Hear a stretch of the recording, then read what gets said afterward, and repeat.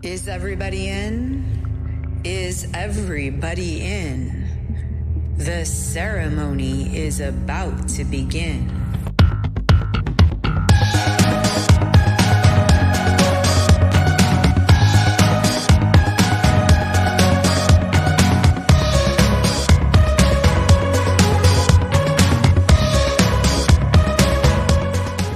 Welcome to the Ring of Fire podcast, where we ignite creative inspiration.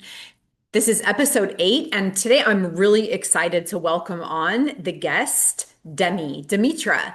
Demitra has been involved with Sacred Fire Dance for many years. She came to me way back in the day off of a Craigslist ad that I had put out looking for students. Demi is a performer, a world-class traveler, a perpetual student, a healer, and an educator. She is dedicated to loving her kids, rocking hard, and staying awesome.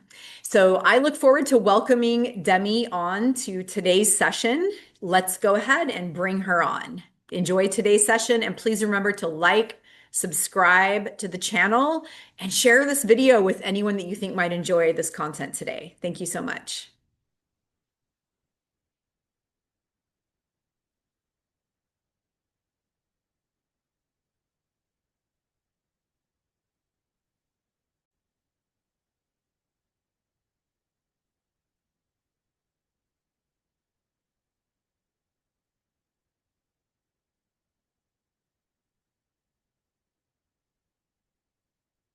Welcome to the Ring of Fire podcast, episode number 8. The Ring of Fire podcast are conversations to ignite creative inspiration. So far in this series, I've been chatting with fire dancers and members and people who have participated and worked with me with fire shows through the Fire Dance Company. And today I'm really excited to welcome on our guest, Demitra. Demitra came to me years ago, around 2005, 6-ish, in response to a Craigslist ad that I had put out looking for students when I was teaching fire dance and how to learn to fire dance. And she was one of the people that responded and came into the company that way. So I've known her for a very long time, and I have taken her along on many adventures out of her comfort zone through the years. All the way down to these yoga adventures I would take her along on. And so Demitra has been through a lot with me, and not just fire dancing and performing, but in general, Demitra is a world-class traveler, a healer, a therapist, an educator, a perpetual student. And she really looks forward to and enjoys in life, loving her kids with everything she's got, rocking it hard, and staying awesome. Demi and her whole family are a pack of Leos. They're all born in Leo season. And one fun fact about Demi is everybody's name starts with a D. So I will look forward to bringing Demitra on to today's conversation. Please remember to like this video, subscribe to the channel, and share this content with anyone that you think might benefit from this content here today. In addition, please stay tuned for future episodes. Thank you so much and enjoy the episode today. Thank you.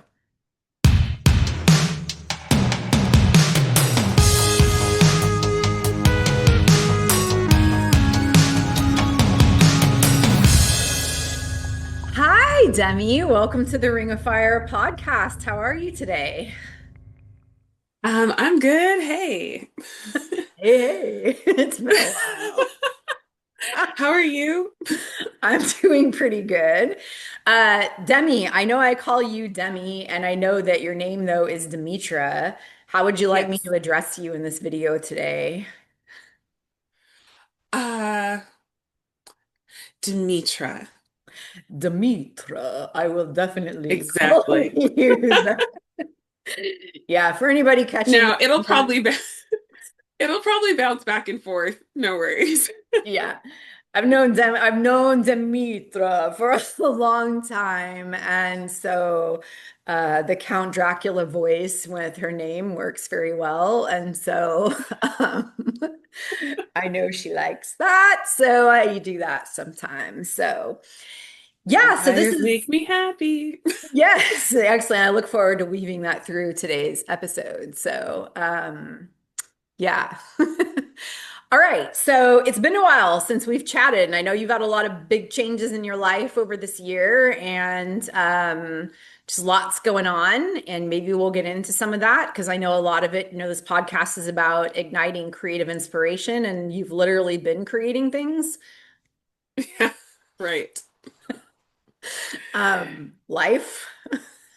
Yes, yes. Just whipping up a little something new. Just whipping up a little something new. Yeah, no, A little someone new. you're a proud mama to a new baby that as of this year. Yes, August 1st. Yes. Right? Yes. Addition to the Leo pack. Exactly, exactly. Another D. So now we're 5Ds, which I feel is good. She brings us into the fifth dimension, like as a Right. collective unit. A whole ascended, thing here, like literally moving Yes. out of the old earth frequency into the new earth. And I love it because in the intro that I did before you came on, I let everybody know that you're a pack of Leos and everybody's name starts with a D. So I love that you just added that in there. I'm like, yes. So this podcast is, the way that I've connected with people is through it's the Ring of Fire. It's on the Sacred Fire Dance channel, and I've connected with people at the starting point through fire dance, right? And I Right. know that is literally how we met was, Yeah. back in the day of Craigslist. I know I put out a very wordy ad on Craigslist looking for students to come in for my like master apprenticeship to come in and learn how to dance with fire with my system. And like, you saw that message and Yeah. responded. So, I mean, I normally would ask like, the burning question, like, how'd you get into fire dance, right? But I would ask you, since I know the answer to that question, is Right. yeah, what drew you to that though? Like what is it about that really drew you in back in the day? Ah, insomnia? No. But no, in a very real way. So I was a night owl. And I would just be up, trying to use my energy, be creative, look for new ways to be creative, new things to do, and what was interesting going on. And I was I was in a newer to town. So yeah, I started looking around on Craigslist, and at the same time that I was doing that, I was also looking to get back to dance, because it had been a few years since I'd been focused on that with college. And then I found your ad, and I thought, hey, right, like that seems really cool and interesting, and also a way to get back to dance. And oddly enough, I somehow got the idea that learning to dance with fire might be a way to stop being like ridiculously afraid of fire. And I remember asking you about that, and if it was like crazy to even consider. And you were like, no, yeah, I think we can work with that. Right, absolutely. I wish that I still had the ad that I wrote because I know the way that I write and the way that I wrote it, and things back in the day were all about the mystical, magical, like kind of, and I know it was written in a certain way and but yeah, my entrance into fire dancing was definitely not from having a love for fire. It was also about fear as well. And I don't even actually know if I've ever told you that, to be honest with you. But ultimately, one of my first fears in life was fire. So when you did ask me that, that's where I was kind of like, yeah, of course, right? And we can develop a healthy relationship around the fire with it by following, this the safety protocol and whatnot. And Yeah. um Yet I know that in our connection together, it became more than just the fear of fire. What was the fear of fire representing for you? Because there was more, there was a different type of a fear underneath that. What was the real fear that was masking under the fire? What did the fire represent? Um, I think there was an element of like safety and like lack of safety, of like deep vulnerability, of like that fire being so powerful and so beyond what could be controlled. Like I had seen fire do some things, and I just, was kind of like overly awestruck by it, where I was fascinated and like haunted by it and couldn't help but like want to look at it and be with it, and felt like a lot of fiery energy within myself, and also was like supremely intimidated and like, whoo, that's a lot of intensity, and maybe a little like too much to handle. Yeah. Right. You're kind of, there was that fear of your own intensity, of your own passion, and that vulnerability in being seen beyond the persona that was put forward into the world, right? Because ultimately you Yes. showed up in a way, but you walked out more authentically yourself. Right, right. Yeah. And like that was there, but it had to be very like structured in a certain way. I felt, like to be safe, and like that fire energy is, it's like, no, just let it all be, whatever it is, like, however, at any and all times, even if it burns, and that was something that, again, I felt deeply attracted to, because I knew it was in there, but also is one of those things that, like maybe you get a lot of messages of, like we have to control the fire and keep it down and like neutralize it, or that it's dangerous and should be avoided. So, Right. And instead, it's to be like honored and respected and, brought forward and allowed to be moved through, but in a way that is with reverence and respect so that it doesn't become destructive, yet it becomes destructive at the point when it's necessary for the destruction, right? Like, yeah. yeah, and sometimes that's hard to accept in life, right? Yet, Yeah. thankfully, otherwise we wouldn't digest our food. So, um, okay.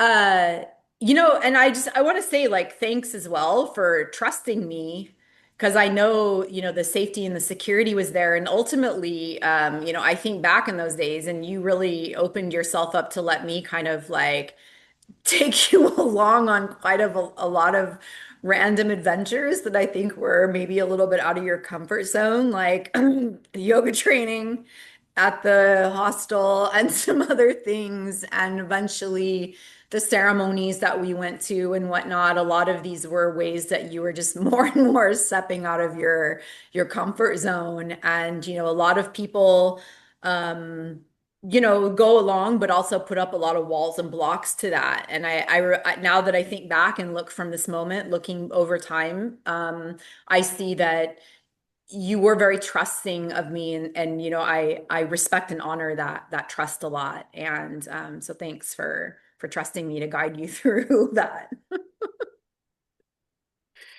Yeah, yeah, I appreciate you saying that.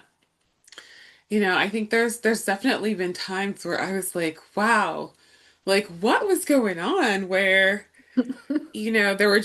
there are times where like, I'm like, I know how I was, and like I made that choice and like yay for me, but like what was going on where I, like even allowed myself to do that? Like I don't know, but like thank goodness. And yeah, I think the what most stands out for me is like there are times that I still talk about, they're just I think the craziest things that the things that really stand out for me um are the times of standing out in the cold and the pouring rain and the freezing snow, like in boots and gloves and bare arms and corsets and stuff, like dancing and just being like,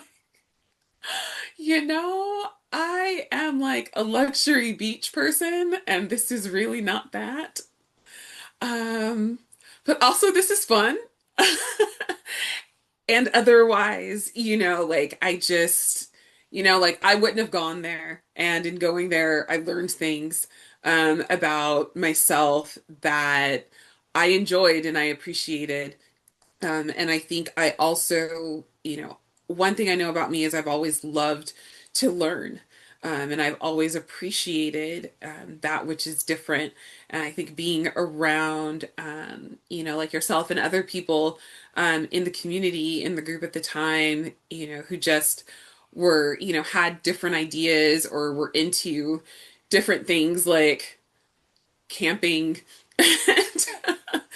and walking around barefoot. I don't know. I just, Deciding to, instead of catch the red eye after the yoga training you've been at for 10 days, decide to save $50 to catch like the later flight and like, or yeah, instead of catch the one that cost a little bit more, decided to stay up all night without a hotel room in Venice right, Beach. Like, yeah, those things just like walking barefoot or camping, right?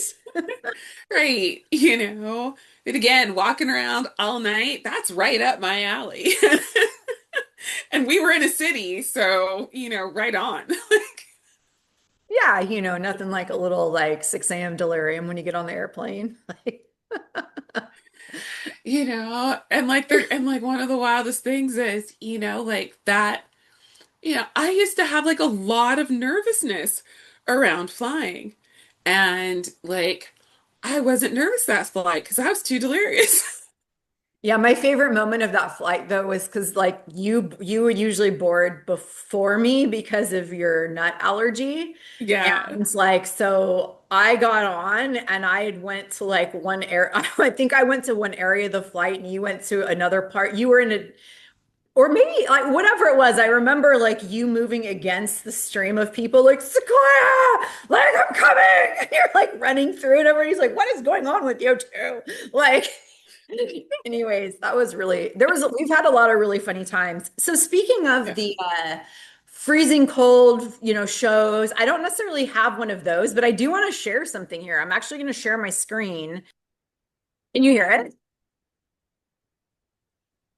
No, I can't really hear it. But oh, I remember that.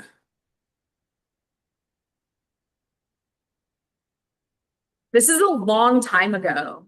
This was from Yeah. 2009, New Year's Eve. So I brought this up because it's like same time frame, New Year's Eve, 2009 going into 10. Yeah. So we're looking at, and this is 2025 into 2026. So To this day, that's all I want to do on New Year's Eve. I always want to fire dance on New Year's Eve. can you hear the volume? No, I don't know Okay. why. Yeah, I think it just plays on my side, but yeah, for viewers watching, we used to do this. You can't really see the crowd here, but there was like 500, They were all the 1,000 way around. in the crowd, like all 360. It was a huge crowd. And we'd fence this area off and they'd shoot off fireworks and we performed this New Year's Eve sky concert every year. And it's possible Demi's mom might have been in the crowd, like rooting her on at this point. Cause like I feel like Demi, your mom has always been like really way into like a super good supporter of cheering you on. So Yeah. My this mom was and my dog were at this show. yeah. So this was probably like, 4 years, 3 years into your fire dancing career. Yeah. And yeah. Whew. I still have those pants. You do? Yeah. Wow, those are so long gone for me. Crazy. How was that to see that video? Oh my gosh, it was like I could feel it. Like I could feel the movements in my body. Even now, like I knew what was coming next. And then at the same time, it was like, look at her. Like her, that's not me. Um, yeah, that's really wild. And also like, my hair was so fun then. They That were was new Yeah, baby that was locks. about right, because that was about a year after I entered into the yoga training and I drug you down to Shiva's thing and we were in the disgusting hostel and yeah, so like right, so yeah, your hair so that was about a year after that, just kind of keeping that in context there. There were definitely, I have a lot of videos that I could have shared here, but we kind of decided to spontaneously do this, and I didn't have a lot of time to prepare all of those. So I had to just go to one I knew that was in there. But I thought that was a great one. And Yeah. that's the you that was making all the decisions that led you to where you're at now, Yeah. right? Yeah. Like the you that And has three children and is married and, yeah, like, I don't know, what would you say to her in this moment? Like, as you look back, what do you say to her? I mean, rock on, dude. I mean, what am I gonna say to her? Like she's good. She's got it. Like I remember she had an awesome car, and she was happy with her dog, and she was like in a place where like she was really starting to enjoy her life because she was starting to really make it. And it was, like that was an incredible time. And, I had no idea that I was just, like around the corner from like all of this. And yet, you know, um, I kind of, like I was consciously, like I had the intention to be here.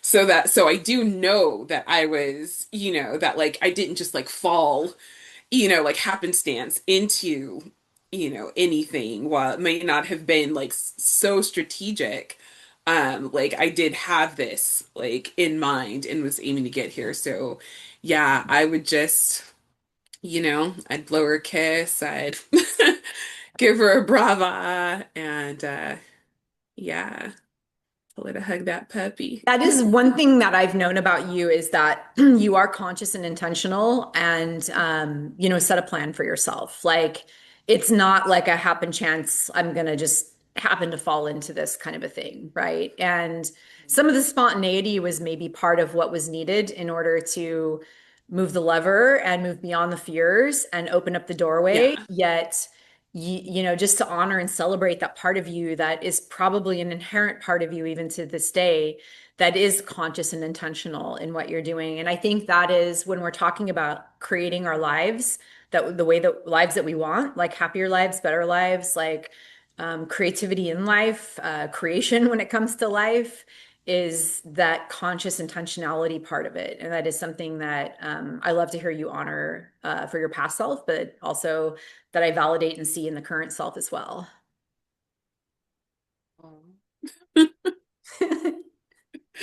Thank you. How does it feel for you when somebody gives you that kind of like positive validation reinforcement? Do you feel a little vulnerable or seen? Um, I think I feel like, yeah, like that feels like it resonates and it feels good. And then also, it's like, wow. I think I feel, yeah, I feel very seen and affirmed, and also, um, I think I'm still every now and then somewhat surprised um, that like I don't know that it feels weird to say, but like surprised that like I am who I am or how I am or that or that like that is like that is seen and that's good and that and all of that you know yeah I think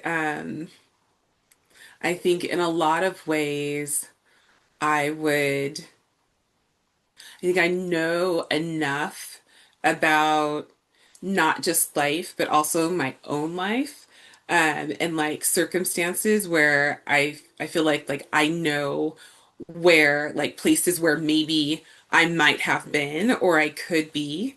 Um, but I'm here and I'm now and I'm who and how I am. And like sometimes like when I hear it from other people, it's just I kind of just stop and go like, yeah, like, oh yeah. Like, right. Okay. And yeah, I just like I take it in and but it just like it's like I stop and kind of like upload and then like take in that information. Yeah, Yeah. yeah. What are you doing now? Like so we've talked about the past, we've kind of bridged a little bit the future, and I know there's a huge part of this in there, like, sweating in Columbia on a small bed, like over something like from ceremonies. I know it sounds really weird to anybody listening or like, wait, what? Where'd this just go? But like there was like yoga trainings and all of those ceremonies we've done and all of the Yes. things. So there's this huge period of time in there that is part of this growth, right? Mhm. And but let's come into this moment of where you are. What are you doing now, and how are you channeling your creativity in a conscious, intentional way now? Uh, yeah, so the thing that I am doing now is like a bunch of things that I either like never really thought that I would do.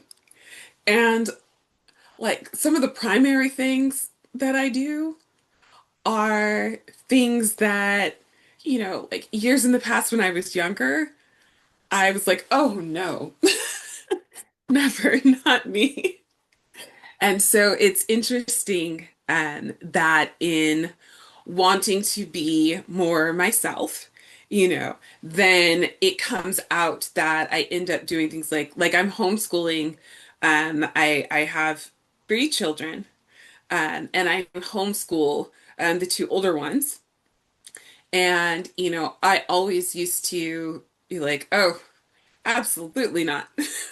That is not for me. And how could I? And also like, ooh, the time, the energy, or whatever, And now it just seems like so obvious and so yeah, but it was like homeschooling wasn't what I thought it was.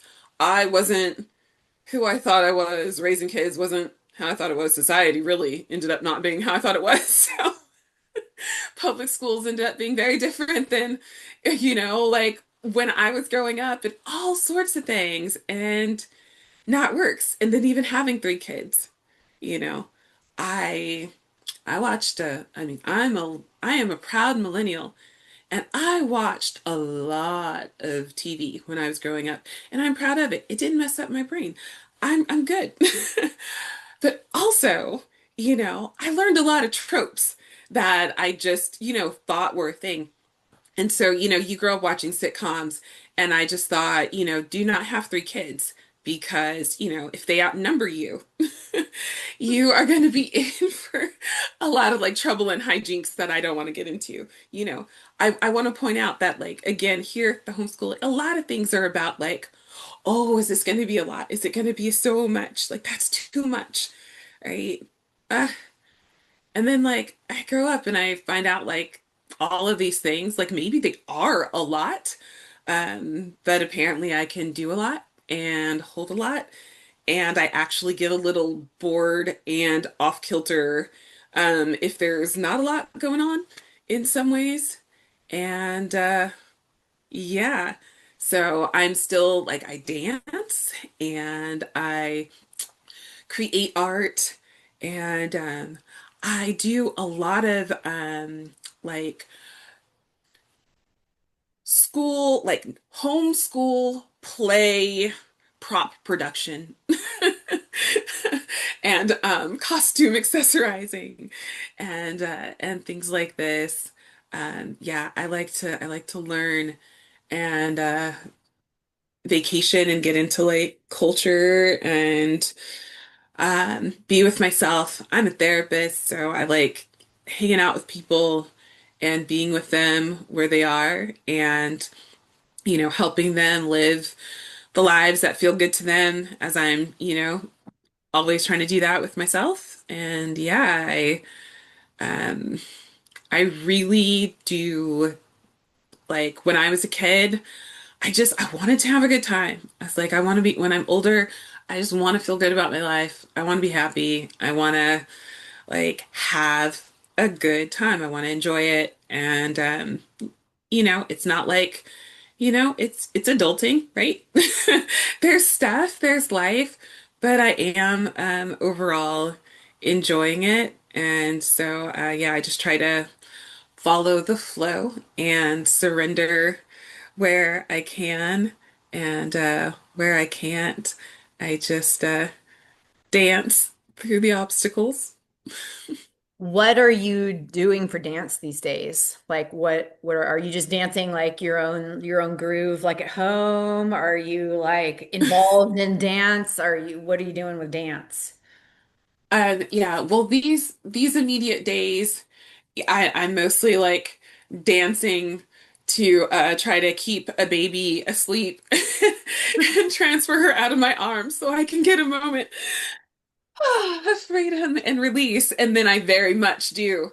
I crank up the tunes and I dance and I rock it out and I stretch.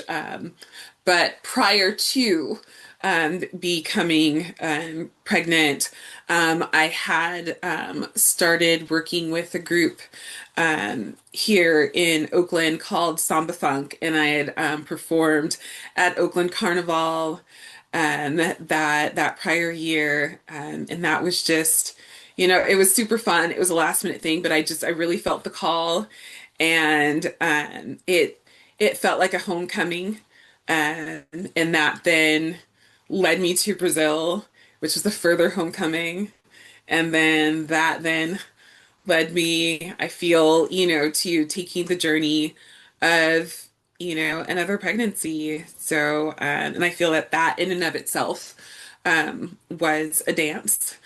Uh, yeah. Your trip to Brazil was when you went to go with to sit with the Hunikuin?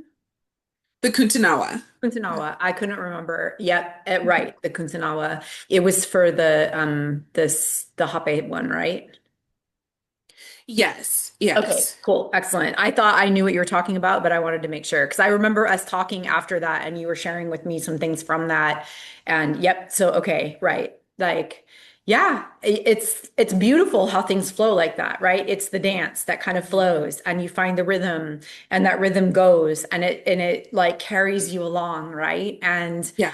Um and yeah, and so, and I'm even, just I know, I think before your birth, I did I won't be specific about it, but I think I did a reading for Hmm. you. And I remember like getting that reading. I don't remember if it was right before it or right after it. Was it right It before was it? right before. It was right Yeah, I before. remember feeling the energy of it and going like, whoa, like Cool. Whoa, right? And yeah, and I can feel that energy right now, like from Yeah, that. And it's really cool, actually. Uh, yeah, so do you ever pick up your props anymore? I do. Good. I do. Yeah. And I was actually that's been a part of my I've been thinking about, like how I come back into, come back into like more of my own, energy as I, like begin to move out of this like fourth trimester phase or whatever. And like a part of that for me has been, like my thought has been like to obviously to, like get back moving in general, in dance specific, and in, like my fire props, in particular, I have this visualization that I feel like lives down here, um, of myself. And so it's just interesting that you picked that clip, because the visualization is of myself, like in the hoop, and basically weaving um, a cocoon of transformation into like this new self that then has, like where I am in life and going forward from here, like in the center of that ring of like fire, and also like that again, like the circle representing like the cycle and the wholeness, and coming back to one, um but then also, you know um so point of fact, all of my fire hoops have 5 points on them, so that I'm dancing in a star. And again, now my immediate family is, like those 5 points of the spoke hoop. So I have this like vision of myself like coming back into individual strength, and through the reconnection with the fire hoop in particular, but also Yeah. like the other props. Is this a vision that you're having like now as we're speaking about this that is kind of coming through you here? Yes, that this is like the idea,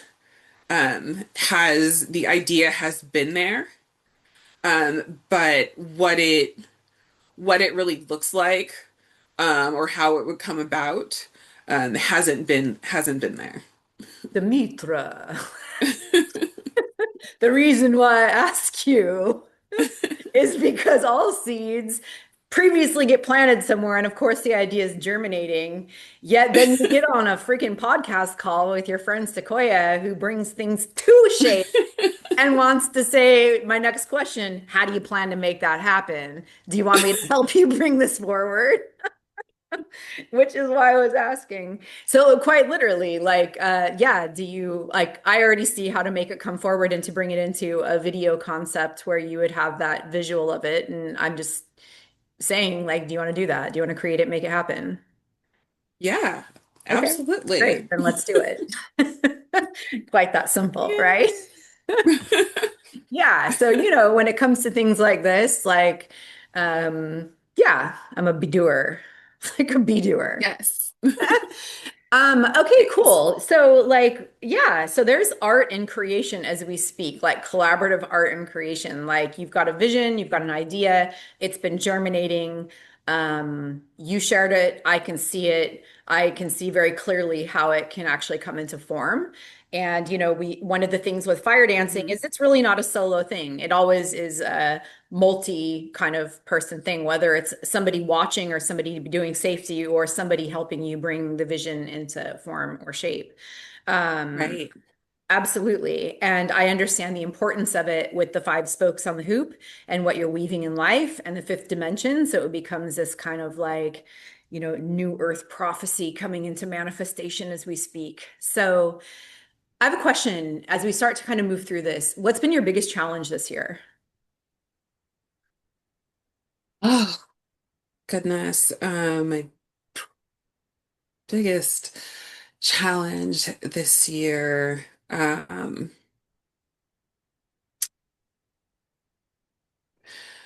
I, yeah, I think the biggest challenge has been just like riding, staying in rhythm of riding the wave of whatever was coming up, like in a bunch of situations that were like out of my control. You know, my pregnancy was not, it was not a bad one. You know, I was healthy and I was good. And also there were just these random, challenges that would come up with life or things outside of myself or going on with other people. And, you just have to go, okay, well, I can do this and I can't do all of that. And, I just accept that here's where it is. And, for me, I've always been like, I have this image of myself as being super idealistic and, being willing to, like, okay, whatever it takes, just go for it, get it done, like full out. And I really had to do a lot of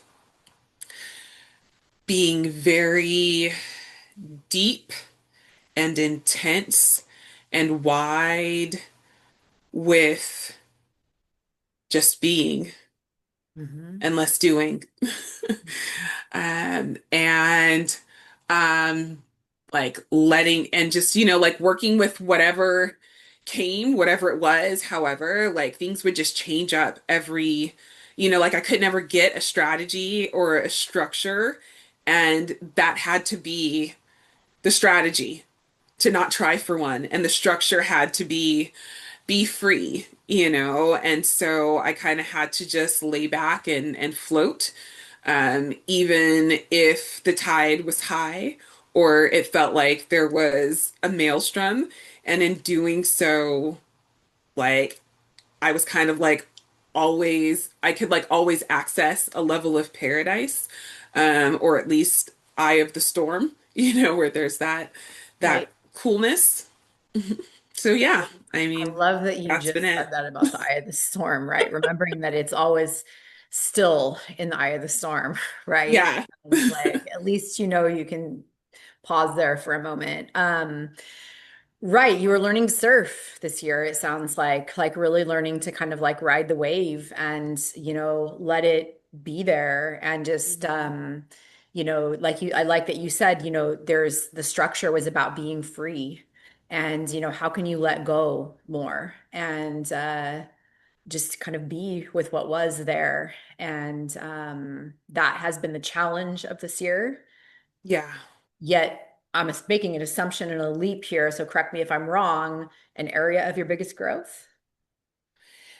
Yeah, yeah, for sure. I do, I feel like I rose to the challenge, like in ways and to degrees that I didn't believe possible at the beginning of the year, and that I never would have suspected. And now looking back on it, I'm like, of course, obvious. And so yeah, it was a huge learning curve.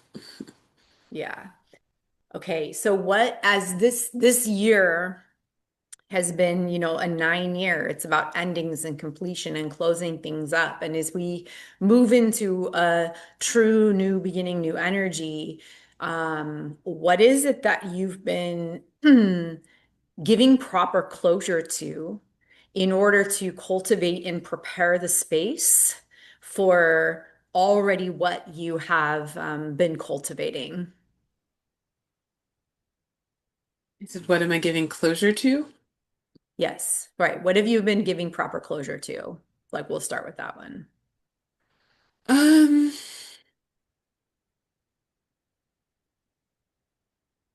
limits. Hmm. I think I've limits, restrictions in like thought, perspective. Um, there are ways that I have thought or that I have done things that have worked and been fine, but also have taken a lot of energy or time or effort to sustain. And I don't want to, like I don't want to use my energy in those ways. I don't want to give my time and my effort in those ways because I've been through this year where there was a lot that was out of my control and a lot that was not going how if I would have written the script, it would have gone and I was fine. And I'm really happy and I'm good with it. So now I don't I don't want to keep putting in all of these measures, all of these little protective and you know like I think things that I've previously contrived and like curated a lot of situations to have like a certain effect in the moment and a certain outcome afterwards. And felt like that was the only way, or at least the best way for things to be good. And that is a way for things to be good. But there are also other ways and better ways. So yeah, so I'm putting closure on those sorts of things. Yeah, the limits and how we control ourselves with limits, right? And how we limit ourselves with control. Yes, yes. Absolutely. What's your intention then as you, because I know like we kind of talked about how you are inherently someone that moves with intention and intent. So what's your intention as you move into a new beginning? Um, every time I get to a certain place and I feel like, I've moved on, I maybe have grown from something or I've understood, integrated, processed something. Um, I find that not only is there some new area that gets my interest and attention and is a place for me to explore and play in or just like sit and, meditate in. But also I find that other people or situations in my life come up that evoke the energy of where I've just like been or like moved through. And I find myself being called upon to like pretty much every time I take a step, then there ends up being like people or circumstances or places that I've got to go back and be like, you're at that step. Like, here, let me help you take a step forward.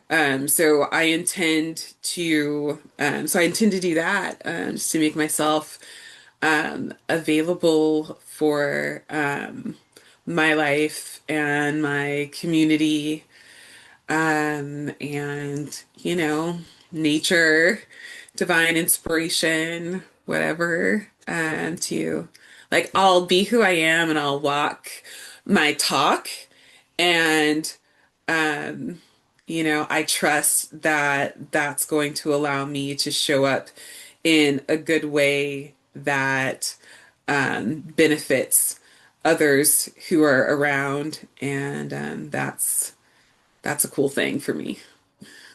Yeah, so your intention is to allow yourself to be available for others who are crossing the bridge that you've already crossed. Yeah. Yeah. Okay. And do you give yourself time to acknowledge how far you've come before you're thinking about the next place you're going. Oh yeah. Oh yeah. That's so the intention to go to a place is so early days. That is a long and winding road, and it varies. But yeah, I take my time to get my bearings, and also to just be, like you learn, you grow, maybe you shed some skin, and then maybe like you chill for a bit and just let things like solidify and let yourself reset and acclimate and adapt and adjust, and then learn a little more, learn about like this new space and phase that you're in, and then like when you've got that encompassed, a little more, then I go from there with others. Right. And it's all a little organic and it has its flow and it isn't very structured and it definitely never happens all linear like that, right? It's layered and nuanced and like, what's that? Okay, here, right? So it's got all that. I don't know if that made any sense, but I think you understand, right? Yes, yes. No, it's a staff dance. Yeah, it's a staff dance. Well, that's very structured and very like Not the way I do it. okay, well, I know it's true. Yeah, I guess not the way I do it either. Like I'm not very structured with my stuff either. So, but like yeah, right. It all has the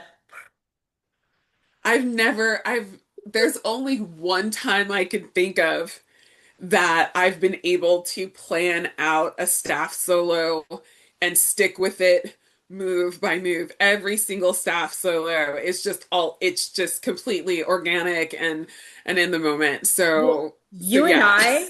we're ecstatic dancers, dear one. Like, so when you say solo, that's the key word. And I've discovered that like, sure, when it comes to when it comes to more than one person, like with you, I can do the ecstatic flow vibe, right? Like I can get together and we can like go with it and shake it out and like find it and it's interesting, right? Yeah.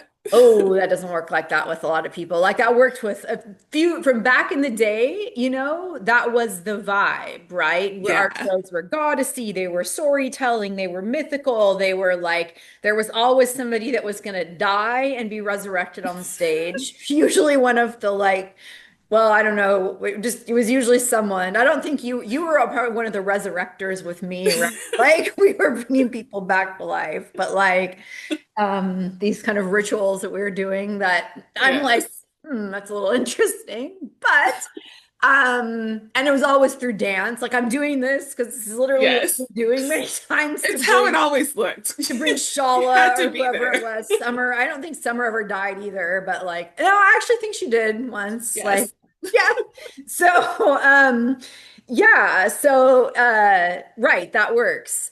But I don't know with the group and the way things are, it's like, even today I had a meeting and one of the people is like, you need to let me know. Well, I didn't use this tone. This is me adding that to it, but it was like they weren't so bossy. It was more like, if you're gonna spontaneously ask me some questions, I need to know a few days in advance so I can think about it and plan. And I was like, that's so not my MO. Like, right? I'm all like, no, I'm like Miss Spontaneity, right?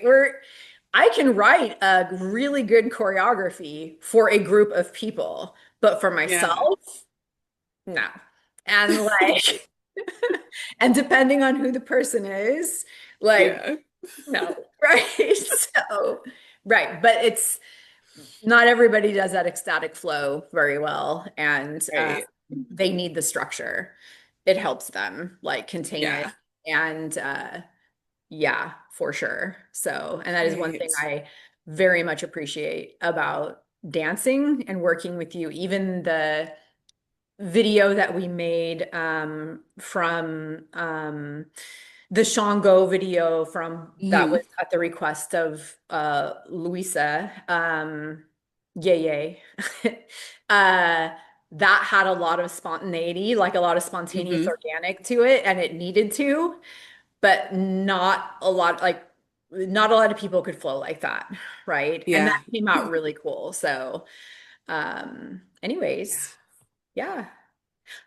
What's your message for people? Like, is there anything that I haven't asked you that you would like to share or talk about or say here as we start to close down for today?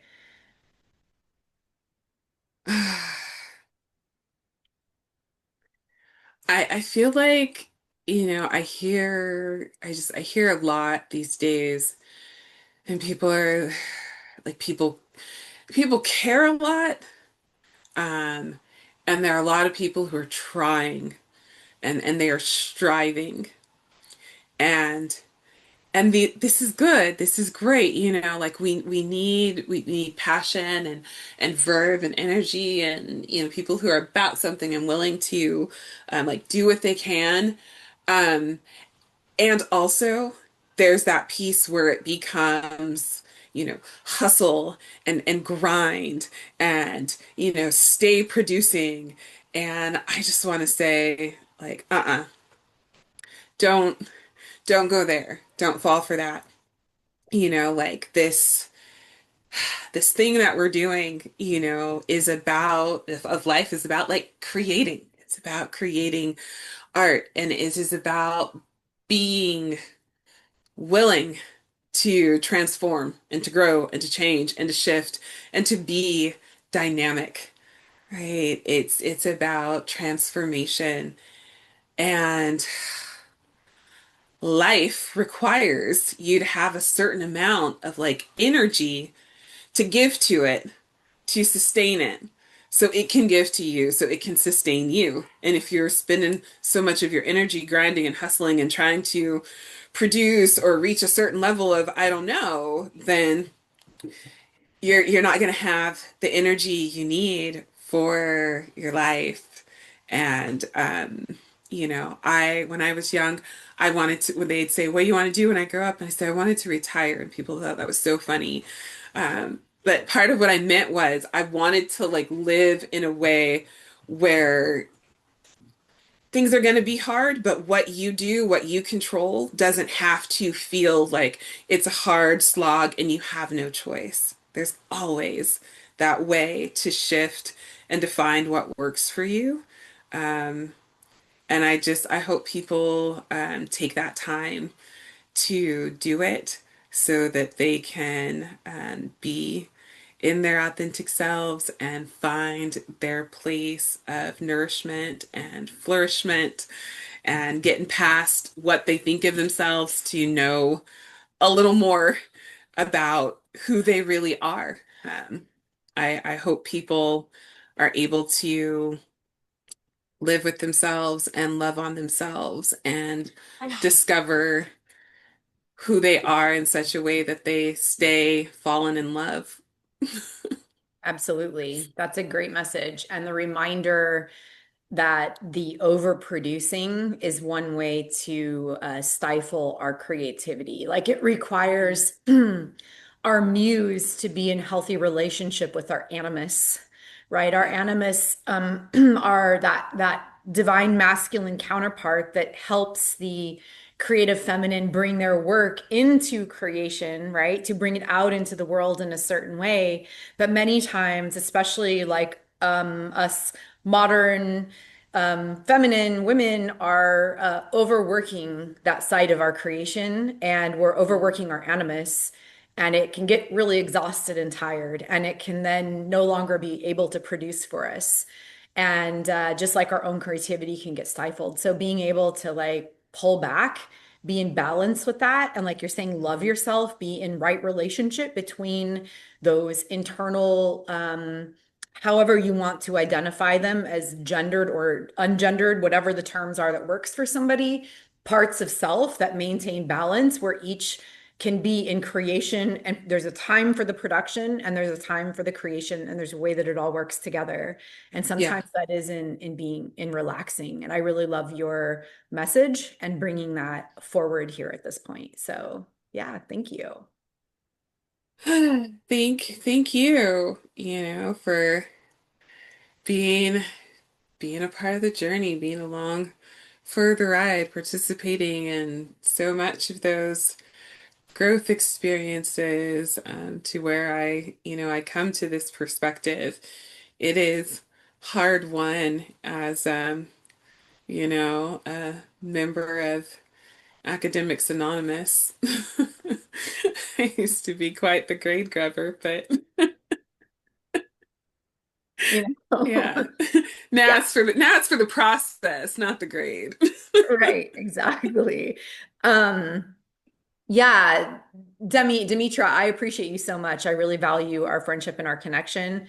And I know that we don't like talk a lot right now. Like life is busy and things happen, but ultimately, I cherish and value every moment. And I think about you often and hold you in my heart and have many like prayers for you and your family in a good way. And like, yeah, I feel very grateful to have had the connection with you and to been right there and grown with you and all the silliness, the fun, and the challenge, and all the things that were there. So I'm really eternally grateful for the friendship and connection with you. And I look forward to more years of connection with you and to meeting your baby sometime soon. Yay. Thank you. Thank you. I appreciate hearing all of that. I really appreciate you, for, like seeing me and believing me in me and me, believing me and believing in me. And also like, yeah, that believing me part. I think like when we met and like I think I had tried to show a lot of people who I was in like particularly like a lot of women like who I was in order to like develop a close and like lasting friendship prior to that. And it had really been like hit or miss, and I think when I showed up and I said, "Hey, Sequoia, this is me. Here I am." You really like you saw that and you like believed me and took me at my word. And then also, sometimes you at very key moments you questioned my word and if I was actually accurate about my self-assessment in ways that I am infinitely grateful for, and you really opened my eyes, in a lot of ways. And I always think of you as the first person who like where I like felt that sense of like sister friendship that like I read about in books when I was growing up and stuff like that. So like yeah, I really value, that we can be here together all these years later. And like you are one of my like oldest and most committed, deepest relationships. And it doesn't like scare the living daylights out of me to even like say something like that. Long-term committed relationships. And it's like, yeah, this is what life is about. And you were one of the people who helped, to teach me that at like a critical moment, when I needed it. So yeah, thanks. Yeah, thanks for being willing, honestly. Like, when people show up, I see who they are, not who they tell me that they are. And so and I'm not judgmental. So like I just like a lot, I mean, I can be judgmental of myself sometimes and critical, but like I'm not of other people. And Yeah. so you literally it's just like and it's also authentic integrity, like walking your talk, right? Actions and words in alignment. And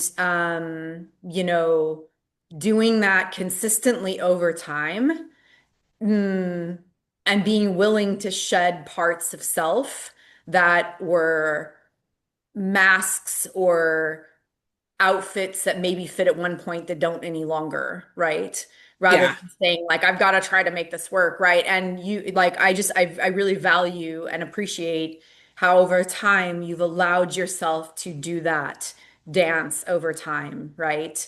Yeah. Not cling to some way of being that isn't authentic, but to allow yourself to like go through it and and I know I don't do it intentionally, but I know how, like you told me at one point, and I love this, like you're like, like you said for yourself, I get people to say no. You're the yes one. You get people to say yes. And I was like, yeah, that's super true, right? I'm all about like the shenanigans and trying to get people to go, okay, okay. And it used to be way easier. I have to admit, these days people are like, I don't know, Sequoia. Like they're way more cautious. And I'm like, come on, where's all the fun? Like, people aren't wanting to get out of the car on the freeway and do dance parties anymore. I'm like, So what? weird. So weird. Anyways, so thanks for being here. I felt like you could actually have been on either one of my podcasts for like my other business or this one. But I think this one makes the most sense given that the connection really rooted in the fire dance to begin. And it was through the fire where everything transforms. About creating a safe, sacred, safe space for transformation, which has been my mission all along. And I would say, thanks for being willing to go through that through time and honored that it's also developed into a friendship that will continue to last through time. So thank you. Absolutely. Absolutely. Okay. All right. So we're going to close down today's session. Thank you, Demi, so much for being here. And I'll see you soon. All right, you're welcome. See you soon. Thanks for having me. Yeah.